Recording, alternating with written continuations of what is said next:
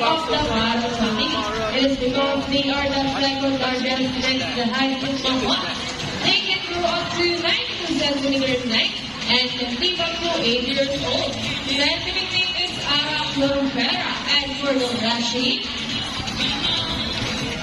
And there you go, it doesn't right. Around the first with trainer